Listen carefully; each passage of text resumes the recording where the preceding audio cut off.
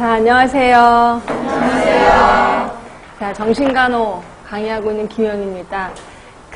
처음에 우리 간호학과 1학년 때 딱 들어왔을 때 정신 쪽 하면은 조금 설레는 사람도 있었을 거고, 또 나름대로, 뭐야, 무서워, 이런 사람도 있었을 거예요.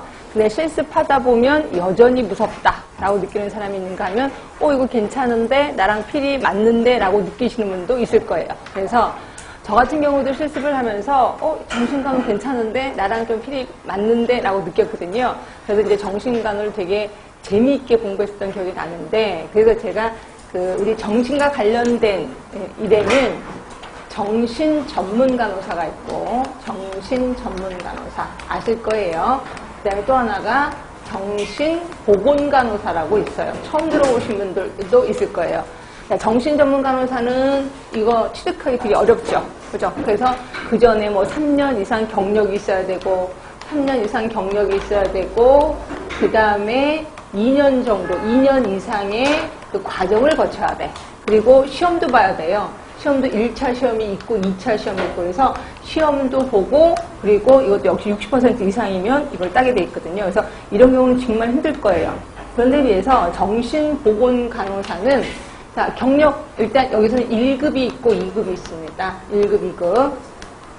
근데 1급은 경력이 좀 있어야 돼요. 그런데 2급은 경력이 없어도 상관없습니다. 경력이 없어도 되고, 그 다음에 그 과정이 1년밖에 안 돼요. 과정이 1년 정도. 그리고 요거 따고 나면 시험도 없이 바로 자격증을 줍니다. 보건복지부 장관이 줍니다. 자격을. 그래서 정신보건 간호사 2급 정도 따는 거 하나 괜찮을 것 같아요. 그러니까 본인이 나 정신과는 좀 맞는 것 같아 라고 느끼면 요거 하나 따시면 그 다음에 뭘 할 수 있냐면 재활시설을 운영할 수가 있습니다. 그러니까 본인이 재활시설을 조그만 사무실 하나 빌려서, 조그만 건 아니구나, 좀 큰 거구나. 근데 거기서 그 회원들이 오셔서 거기서 하루 종일 있어야 되는 거니까 나름대로 커야 될 겁니다. 그래서 건물 같은 거 하나 사서 아니면 사는 것보다는 이제 빌려서 또는 같이 여러 친구가 같이 이제 해서 이렇게 해서 이거 하는 거 아주 괜찮습니다. 그래서 특히 남자 간호사분들이 이런 걸 좀 잘하세요. 그래서 조금 서울은 아니고 경기도에서 조금 공기 좋고 물 좋은 곳에 그냥 건물 하나 좀 세워서 이거 하는 거 아주 좋습니다. 그래서 여러분들은 은근히 맞는 사람이 꽤나 많아요. 정신 쪽이라. 그래서 요거 조금 앞으로 좀 나아갈 거다 이렇게 생각하시면 될 것 같고요. 자, 그다음에 우리 우리 정신간호학 쪽은 선배님들한테 들어봐서 알겠지만 전혀 배신을 때리지 않는 과목이다. 그래서 아무리는 아니구나. 하여튼 기본만 한다고 하더라도 어때요? 절대 과락. 그리고 이것 때문에 떨어졌다는 건 저희가 한 번도 못 들어봤거든요. 그래서 웬만큼 공부하시면 감으로라도 잡는 게 정신강입니다. 그래서 좀 가벼운 마음으로, 그렇다고 또 너무 가벼운 마음으로 했다고 또 떨어지면 망신이니까, 그치? 그런 거 없게끔 하시면 되고요.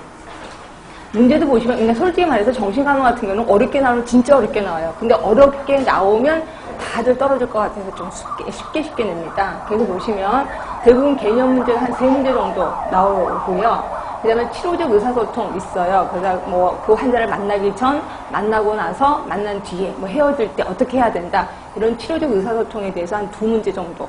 이거보다 조금 더 나오는 경우도 있어요. 한 2-3문제? 이렇게 생각하시면 되고요. 그 다음에 이제 간호과정, 그래서 사정하는 방법, 그리고 환자가 어떤 행동을 보였을 때 어떻게 해야 되는지, 이런 거는 대부분 사례 쪽으로 나올 겁니다. 사례 쪽으로 해서 한 4문제 정도가 나올 것 같고요.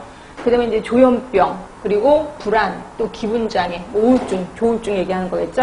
이거는 각각 4문제씩 나옵니다. 어떤 때는 불안이 조금 더 많이 나와요. 5문제. 어떤 때는 기분이 좀 3문제, 이런 식으로 나오고요. 하여튼 요 3개는 좀 유명하게 자주 나오는 거다라고 보시면 되고, 물질 관련은 이거는 청소년 때문에 또 그렇고, 물질 관련증, 알코올, 그 다음에 커피 중독 이런 것들도 좀 해서 한 3문제 정도 나오고요. 나머지는 각각 이제 여러분들 서운해 하실까봐 1문제씩 또는 2문제씩 이렇게 해서 나옵니다. 그래서 쭉 전체적으로 다 좀 나오긴 하는데 대부분 나오는 문제들이 좀 나온다 이렇게 생각하시면 될 것 같고요. 자, 그래서 정신 쪽은 요 정도만 좀 하시면 될 것 같아서 그냥 슬쩍 넘어가고 우리 처음부터 그냥 들어가도록 할게요. 자, 보시면 맨 처음에 이제 정신간호 이해가 나올 거예요. 거기에 보시면 WHO 건강의 정의 어디서 배우셨어요? 지역사에서 배우셨을 겁니다. 자, 거기 단순히 질병이 없거나 허약하지 않을 뿐만 아니라 신체적, 정신적, 사회적으로 안녕한 상태. 예, 당연히 외우시라고 얘기를 했고요. 그 다음에 그거 말고도 매니저, 마슬로우 얘기를 했는데, 자, 미국 볼게요. 미국엔 건강과 인간 서비스 분야가 있는데, 이게 뭔 소리인지 모르겠죠? 건강과 인간 서비스 분야가 우리나라의 보건복지부 이름을 이렇게 지었습니다. 얘네들은. 그렇죠? 우리나라의 보건복지부를 그쪽에서는 건강과 인간 서비스 이렇게 지은 거예요. 자, 거기서는 뭐라고 했냐면, 자, 개인은 생산적인 활동, 관계 충족, 변화에 적응하고 역경을 극복할 수 있는 능력을 가지고 있는 것을 건강하다라고 얘기를 한 거예요.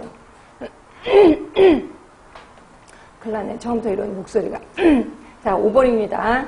자, 그러면서 건강과 질병은 옆으로 쭉 가시면 문화의 영향을 받는데요. 당연하죠. 문화 영향을 당연히 받겠지. 그리고 모든 인간의 행동은 정신건강, 정신질환의 연속선의 어떤 지점에 놓여 있다. 이것도 우리 지역사회에서 기억나셔야 돼. 연속선. 그렇죠?